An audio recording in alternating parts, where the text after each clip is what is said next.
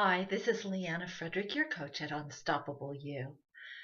I was just noticing this weekend, Sunday morning, we got up early, stained the deck, um, weeded the yard, took my son to basketball game, came back, washed the car. I mean, did all these things. By the end of the day, we were completely exhausted.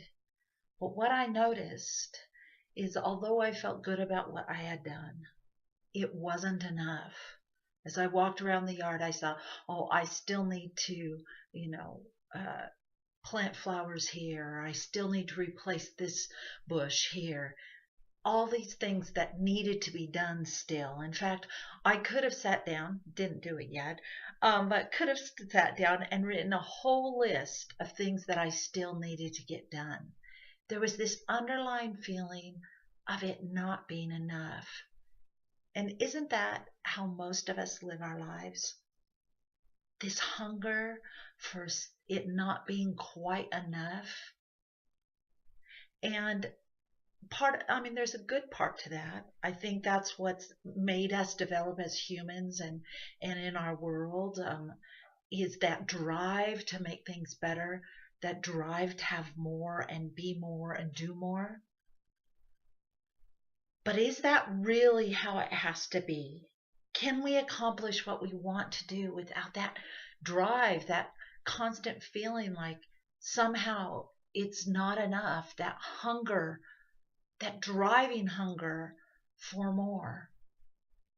Whether that hunger is actual hunger for food or whether it's a hunger to do good in the world, or a hunger to do well at your job, or a hunger to have more money, hunger to have more shoes, or have more collections in your, whatever you collect, spoons or money or whatever it is.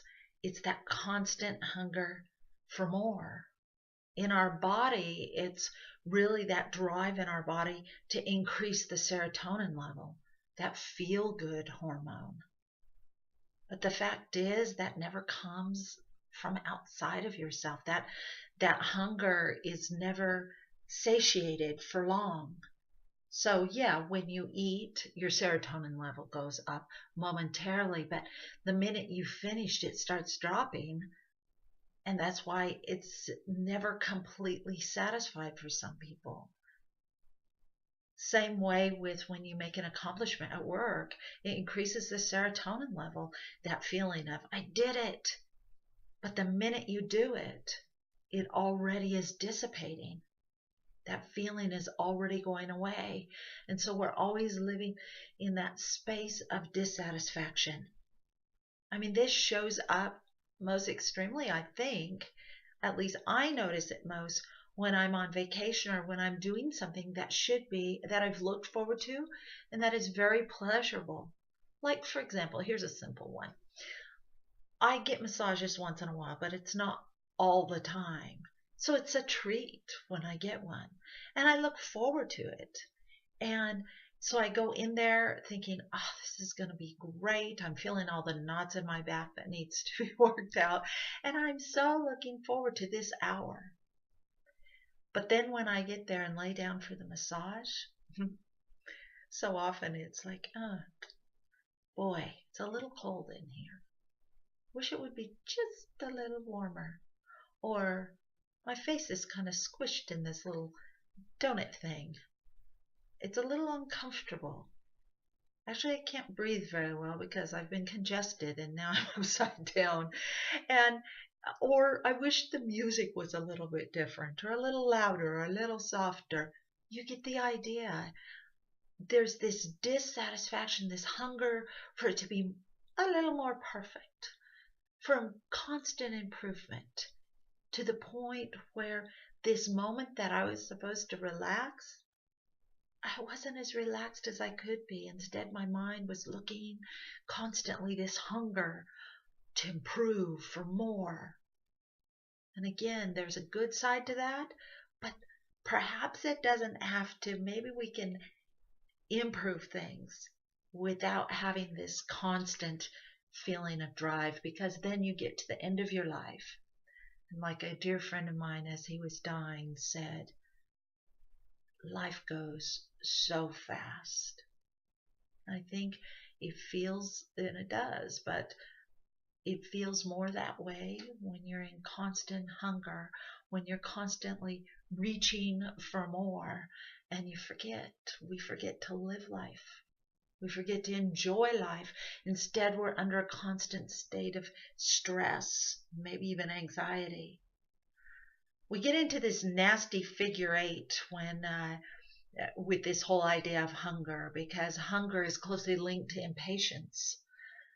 So instead of just getting excited about a wonderful idea that we came up or something we wanted to create or do in the world, which is fantastic, instead of staying in that good feeling place as we begin to create from that, we get into the place of impatience. It's not happening fast enough. It's not happening the way I wanted.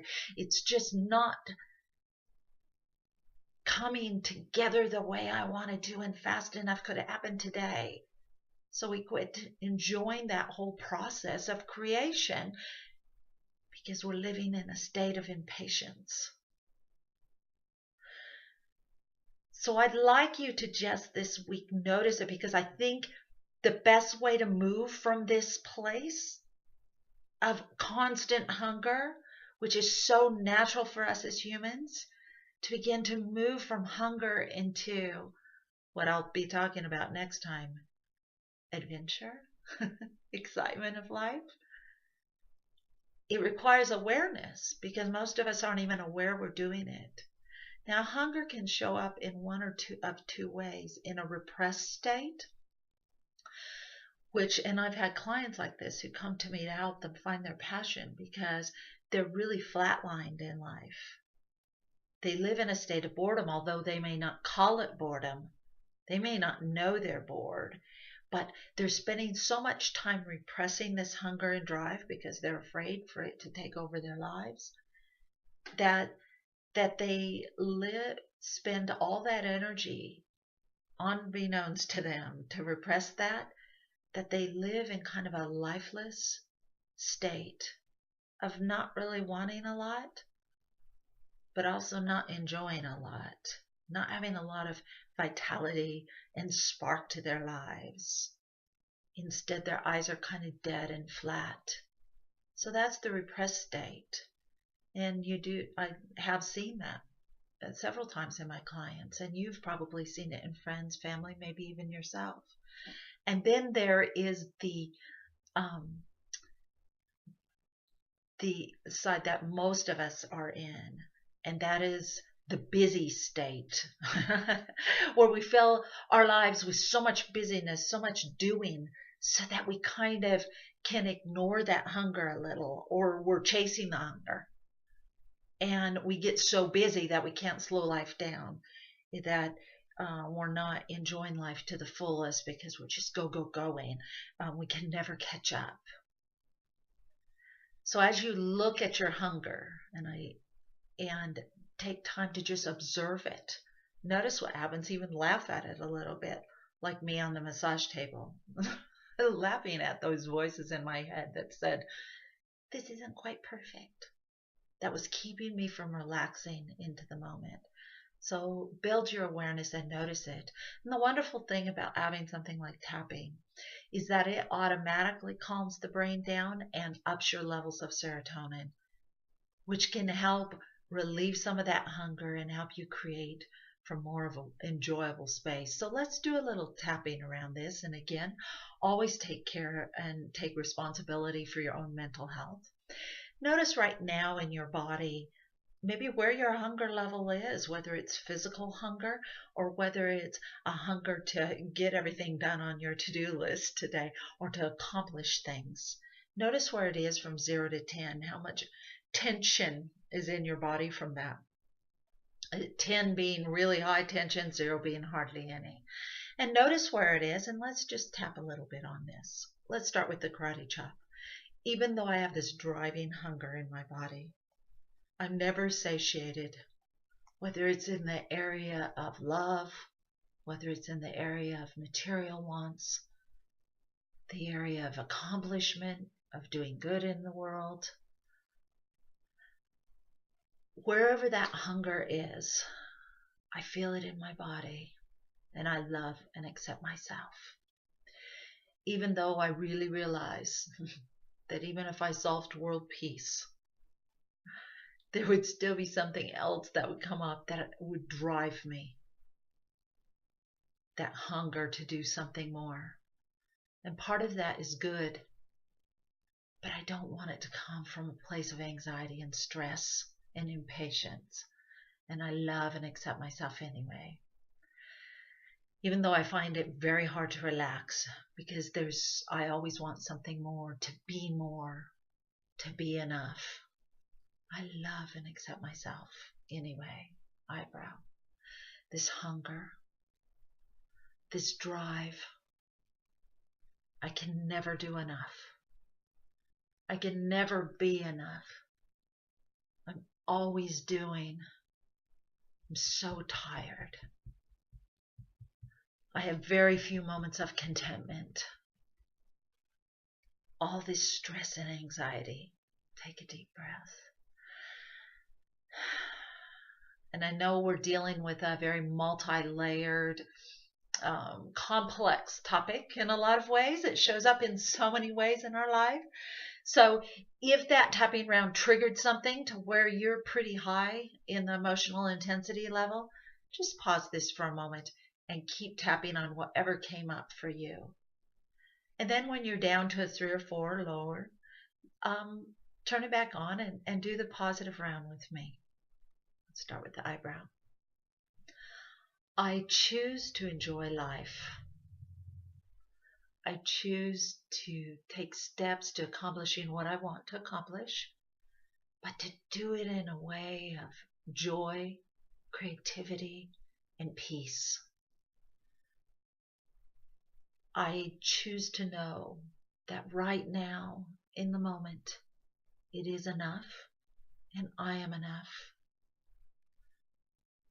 I have nothing to prove. I am perfect the way I am. I choose to enjoy every moment of this life, to create from a place of adventure and peace, not anxiety and hunger. I am patient with myself as I notice my hunger. And I fully love and accept where I am, who I am right now. Take a deep breath. Now go out and have a wonderful day.